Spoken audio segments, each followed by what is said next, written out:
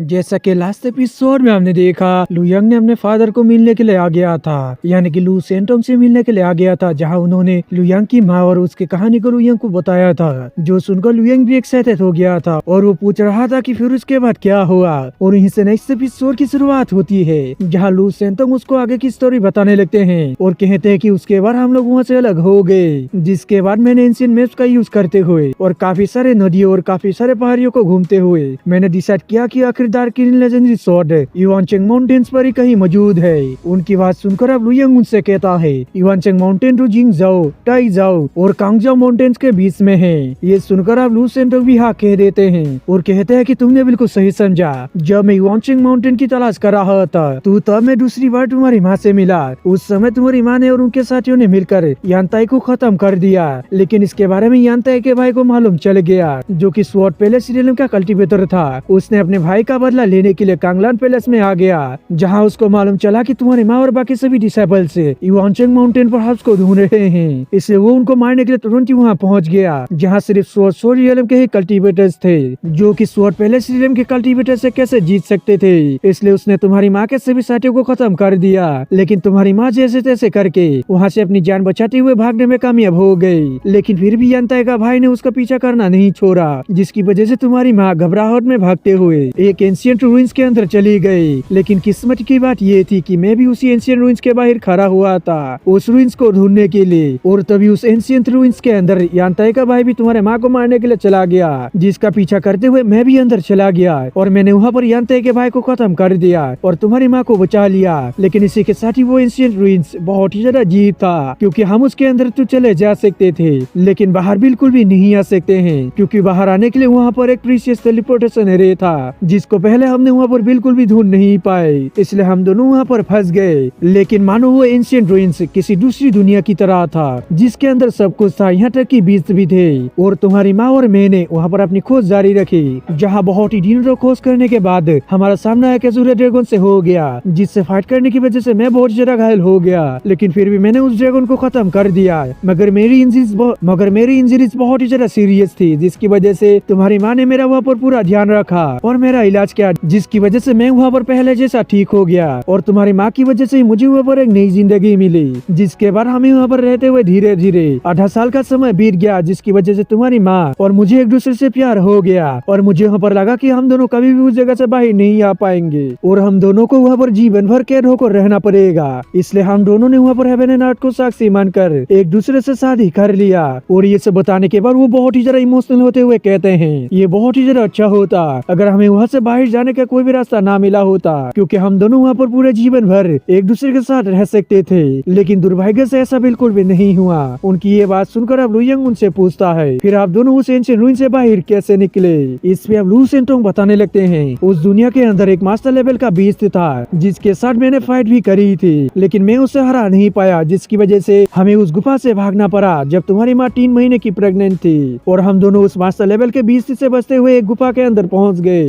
और वो गुफा बहुत ही ज्यादा अजीब था, क्योंकि उसके अंदर सब कुछ किसी इंसान के द्वारा बनाया हुआ था, जहाँ टेबल कुर्सी यहाँ तक कि बेड भी पत्थर से बनाए हुए थे। साथ ही साथ सभी फ्लावर्स को भी बहुत ही अच्छे से सजाया हुआ था। अब उनकी ये सब बातें सुनकर लू यंग उनसे पूछता है तो फिर क्या आपको वहाँ पर लोग भी मिले थे। इस पर अब लू सेंटोंग बताते हैं कि वे सभी चीजें बहुत ही पहले बनाए गए थे, इसलिए शायद पहले वहाँ पर कोई इंसान रहा होगा, जो कि शायद उस दुनिया के अंदर एक्सीडेंटली पहुँच गया होगा और वो भी हमारी तरह ही वहीं पर कैद हो गया होगा, इसलिए उसने वहाँ पर रहने के लिए वो सब कुछ बना लिया होगा। और ये कहकर वो आगे बताते हैं उस मिस्टीरियस गुफा के डीप साइड के अंदर मुझे एक पॉन्ड के पास एक पेड़ मिला, जिस पर एक फल लगा हुआ था, जो कि बिल्कुल खून की तरह लाल था और उसके अंदर से काफी ज्यादा स्पिरिचुअल एनर्जी बाहर निकल रही थी, जो देखकर मैंने उस फल को खा लिया, जिसकी वजह से मेरी कल्टीवेशन स्पीड बहुत ही ज्यादा बढ़ गई। साथ ही साथ मेरे अंदर जो मार्शल आर्ट्स को समझने की पावर थी वो भी बहुत ही ज्यादा इंक्रीज हो गई, जिसकी वजह से मैं 20 साल के अंदर एक ब्लेड मास्टर बन पाया। और ये कहकर फिर से आगे बताते हैं तुम्हारी माँ और मैं उस गुफा में एक रात जब सो रहे थे तो तब तुम्हारी माँ को वहाँ पर एक सपना आया था और उसने बताया था कि सपने के अंदर वो उसी गुफा में ही सो रही थी, पर तभी वहाँ पर कहीं से एक पिंक कलर का सोर अपीयर हो गया, जो कि सीधा ही उसके पेट के अंदर चली गई, जिसे महसूस करते हुए वो वहाँ से उठ गई और तुरंत ही उस गुफा से बाहर भागने लगी और भागते हुए एक लेक के पास पहुँच गई, यानी कि एक तालाब के पास पहुँच गई और उसने तुरंत ही उसके अंदर जंप लगा दी और उस तालाब के अंदर जाते ही वहाँ का पूरा सीनरी चेंज हो गया, जिसके बाद वो उस मिस्टीरियस दुनिया से बाहर साइड चली गई और युवानचिंग माउंटेन पर पहुंच गई थी। और वहां पहुंचते ही वो उस सपने से बाहर आ गई और बाहर आते ही वो जब अपने पेट को देखी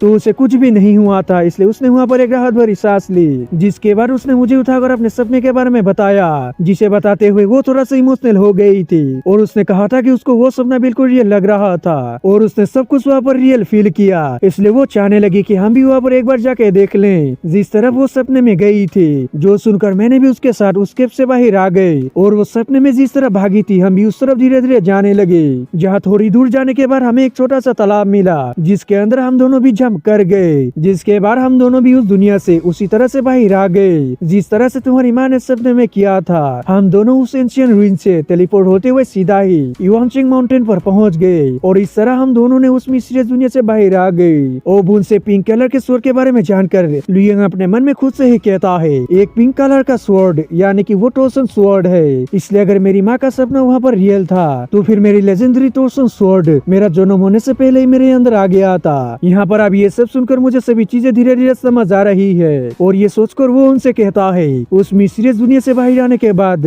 मेरी माँ अपनी फैंग फैमिली लौट गई और उन्होंने मुझे वहाँ पर जन्म दिया। उनके साथ ही अभी अपने लू फैमिली लौट गए और फिर दोबारा हमें देखने कभी भी नहीं गए। उसकी बात सुनकर अब लू सेंटोंग उससे कहते हैं, वहाँ पर ना जाने के मेरे अपने कुछ रीजन थे और ये कहकर वो बताते हैं, जैसा कि मैंने तुम्हें पहले भी बताया था कि मैं लू फैमिली का हेड हूँ और मैं चू होंगलान को बिल्कुल भी काबू नहीं कर सकता हूँ, इसलिए अगर इसके बारे में उसको पता चल जाता कि मेरा एक और पत्नी और एक और बेटा है तो फिर वो अपने फादर से कहकर तुम लोगों को मरवा देती और मैं बिल्कुल भी उससे रोक नहीं पाता क्योंकि उसके फादर एक ब्लेड मास्टर है जिसके पास लेजेंडरी स्वॉर्ड भी है और मेरे सोतेले भाई के कारण हमारे फैमिली के ब्लेड मास्टर्स ने उस समय मेरा साथ भी छोड़ दिया, जिसकी वजह से अगर तुम्हारी आइडेंटिटी उस समय एक्सपोज हो जाती तो फिर तुम मारे जाते, जिसकी वजह से मैंने इवेंट की एक सीक्रेट बंदे को भी तुम्हें प्रोटेक्ट करने के लिए नहीं भेजा, इसलिए मैंने भी तुम्हें देखने नहीं आया क्योंकि मैं चाहता था कि तुम दोनों को प्रोटेक्ट करने के लिए मेरे पास इतना जरा पावर हो जिससे कि मैं तुम दोनों को प्रोटेक्ट कर पाऊँ, इसलिए मैंने तुम्हारी लाइफ में कभी भी इंटरफेयर नहीं किया, यानी कि तुम दोनों से मिलने के लिए कभी भी नहीं गया। अब उनकी ये सब बातें सुनकर लुयंग अपने मन में खुद से ही कहता है, तो फिर क्या इसका मतलब ये हमें प्रोटेक्ट करने की कोशिश कर रहे थे। फिर लू सेंटोंग आगे बताते हैं, एक ब्लेड मास्टर के सामने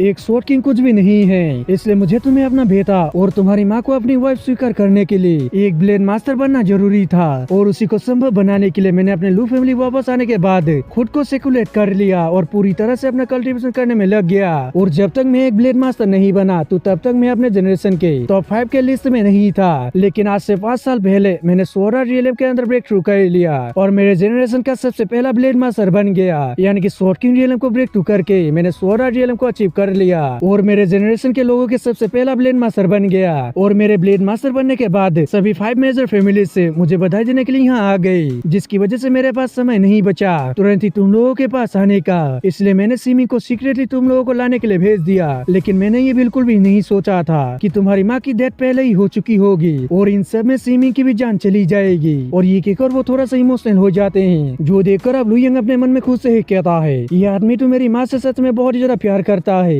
अगर वो लोग उस समय उसी एंशिएंट रूइंस में ही रुके होते तो फिर आज हमारी फैमिली हंसी खुशी रह रही होती। और ये कहकर वो खड़ा होते हुए लू सेंटोंग के सामने आ जाता है और उनके सामने अपने घुटने टेकते हुए उनसे कहता है, इन सब में आपकी कोई भी भूल नहीं थी, ये सब सिर्फ क्रूएल नियति की वजह से हुआ है, इसलिए मैं लुयांग आपको दिल से अपना फादर मानता हूँ। अब उसकी ये बात सुनकर लू सेंटोंग भी इमोशनल हो जाते हैं और उसे उठाते हुए उससे कहते हैं, मैं उस समय बहुत ही ज्यादा कमजोर था जिसकी वजह से मैं तुम्हारी माँ और तुम्हें प्रोटेक्ट नहीं कर पाया, लेकिन अब मैं एक ब्लेड मास्टर हूँ, इसलिए मैं ये श्योर करता हूँ कि आज के बाद तुम्हारा नाम हमारे फैमिली के अंदर जुड़ जाएगा और मैं इस पूरी दुनिया को बता दूंगा कि तुम मेरा बेटा हो। और ये सब करने से मुझे आज कोई भी नहीं रोक सकता है। साथ ही तुम्हारे माँ के साथ मेरा नाम भी जुड़ा हुआ है, जिसके बारे में मैं चू होंगलान को स्टेटमेंट दूंगा और तुम्हारी माँ को उनकी डिग्निटी के साथ अलविदा करूंगा। साथ ही इस फैमिली के अंदर तुम्हारा भी पूरा अधिकार है, इसलिए इससे कोई भी फर्क नहीं पड़ता है कि चू होंगलान इसके लिए मानेगी या नहीं मानेगी। आपसे वो मुझे बिल्कुल भी रोक नहीं सकती है, लेकिन फिर भी वो तुम्हें अपनाने से मना करेगी और तुम्हें काफी ज्यादा परेशान करेगी। लेकिन आखिर वो भी तो मेरी वाइफ है और मैंने उससे शादी किया है, इसलिए वो तुम्हारी आंटी लगेगी, इसलिए प्लीज वो जो कुछ भी कहे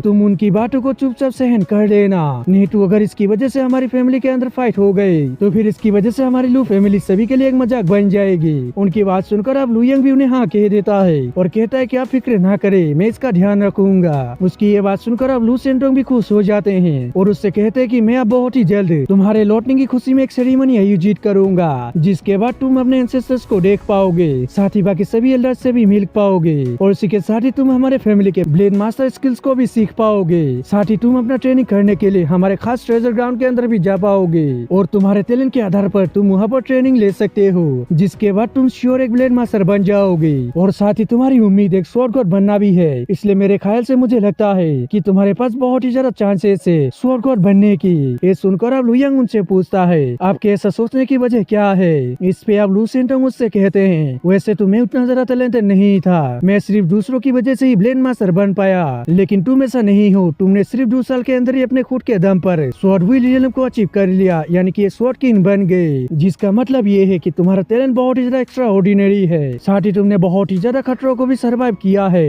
और शायद रास्ते में किसी तरह की अपॉर्चुनिटी को भी पाया होगा स्वॉर्ड किंग बनने से पहले, इसलिए तुम्हारा लाख और टैलेंट मिलकर तुम्हारा चांस नेचुरली ही काफी ज्यादा हाई है स्वॉर्ड गॉड रियलम को अचीव करने की। उनकी ये सब बातें सुनकर लू यंग उनको बताता है दरअसल मुझे किसी भी तरह की अपॉर्चुनिटी नहीं मिली थी, बल्कि मुझे सीमिंग ने लू फैमिली के 3 स्वॉर्ड किंग लेवल्स की स्किल्स को सिखा दिया, इसलिए मैंने अपने कल्टीवेशन पर फोकस करते हुए खुद को सेकुलेट कर लिया और अपना कल्टीवेशन करने लगा, जिसके बाद मैं 2 सालों के अंदर इस स्वॉर्ड किंग लेवल पर आ गया। अब लू यंग की ये बात सुनकर लू सेंटोंग मुझसे पूछते हैं क्या तुमने अपने आप को 2 साल के लिए सेकुलेट कर लिया और फिर स्वॉर्ड किंग लेवल पर पहुंचने में कामयाब हो गए। उनकी बात सुनकर लू यंग भी उन्हें हाँ कह देता है, जो सुनकर वो उससे कहते हैं मैंने जितना सोचा था तुम्हारा टैलेंट उससे भी कहीं ज्यादा है, इसलिए अगर तुम्हारी ये बातें सच है तो फिर तुम्हारा टैलेंट बाकी सभी एमएलए चाइल्ड से भी कहीं ज्यादा है, इसलिए मुझे लगता है कि अगला स्वॉर्ड गॉड तुम ही बनोगे। लेकिन इसी के साथ ही स्वॉर्ड गॉड बनना कोई आसान बात नहीं है, इसके लिए काफी सारा मेहनत और ज्ञान होना जरूरी है। और ये कहकर वो लोग वहाँ पर अपना टॉपिक चेंज करते हैं और फिर जाकर बैठ जाते हैं। फिर लू सेंटोंग लू यंग से पूछते हैं ब्लैक विंड माउंटेन पर स्विमिंग की मौत हो गई, लेकिन तुम वहाँ से बचकर भागने में कामयाब कैसे हो गई। इस पे अब लू यंग उनसे कहता है आपको तो लेजेंडरी स्वॉर्ड टोसन के बारे में मालूम ही होगा। ये सुनकर अब वो भी हाँ कह देते हैं और बताते हैं कि वो स्वॉर्ड टू 10 लेजेंडरी स्वॉर्ड्स में से एक है, लेकिन हम लोगों ने सिर्फ 8 लेजेंडरी स्वॉर्ड्स को ही कहा है, अभी भी 2 स्वॉर्ड्स के बारे में कहीं पे भी अच्छे से जानकारी मौजूद नहीं है, जिनका नाम टोसन और डार्क किरीन है,